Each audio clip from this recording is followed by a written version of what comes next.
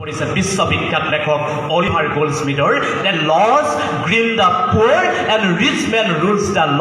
এইখন অসম মাননীয় অধ্যক্ষ মহোদয়, যিখন অসমত নেকি ৰিক্সা ওলাবলৈ ঠেলা ওলাই এগৰাকীয়ে যদি পাৰ্কিং প্লেচত যদি ন' পাৰ্কিং লগাই থোৱা অৱস্থাত পাৰ্কিং কৰে কিবা কাৰণত তেওঁ পুলিচৰ মাৰ কিল খায়, কিন্তু একে এটা সময়ত VIP গাড়ী অহাজনক কিন্তু সম্ভাষণ জনোৱা হয় চেলুট মাৰি।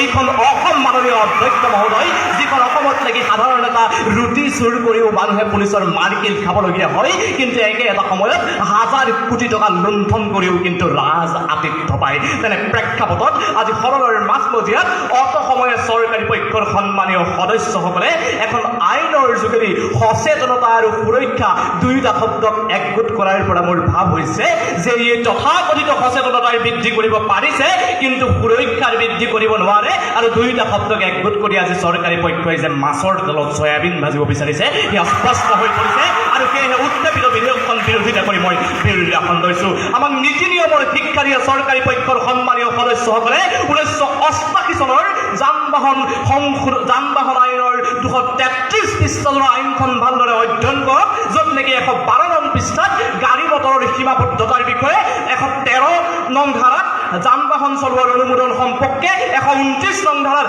হেলমেট পৰিধান কৰা সম্পৰ্কে 130 নং ধাৰাত অনুজ্ঞাপত্ৰ আৰু পঞ্জীয়ন পত্ৰ নিৰীক্ষণৰ সম্পৰ্কে স্পষ্টভাৱে উল্লেখ আছে। কিন্তু অতটা বছৰে কেইখন আইনো ধোঁৱা চাঙত পৰিণত হ'ল আৰু আজিৰ সময়ত চৰকাৰী পক্ষৰ সন্মানীয় সদস্যসকলে সংশোধনী আইনৰ যোগেদি সুৰক্ষা দিব বিচৰাটো এটা হাস্যকৰ কথা। আজি চৰকাৰী পক্ষৰ এগৰাকী সন্মানীয় সদস্যই নিজেই স্বীকাৰ কৰিলে যে দুৰ্ঘটনাসমূহ সংঘটিত হৈছে সুৰাৰ যোগেদি। কিন্তু মই কৈছোঁ অসম চৰকাৰৰ আবকাৰী বিভাগৰ তথ্য অনুসৰি অসমৰ ৰাইজে প্ৰতিদিনে 4,09,000 বটল বিদেশী সুৰা গলাবৰ্ষণ কৰে, কিন্তু 2016-17 বৰ্ষত এই সুৰাৰ যোগেদি চৰকাৰৰ ৰাজহ সংগ্ৰহৰ পৰিমাণ আছিল 1,500 কোটি টকা। 2017-18 বৰ্ষত সেই ৰাজহ সংগ্ৰহৰ পৰিমাণ 1,900 কোটি টকালৈ বৃদ্ধি পায়। অৰ্থাৎ চৰকাৰৰ ৰাজহ সংগ্ৰহ প্ৰত্যেকটো সুৰাৰ বদলে যে এজন সোণৰ কণী পৰা হাঁহ, সেইটো স্পষ্ট হৈ পৰিছে।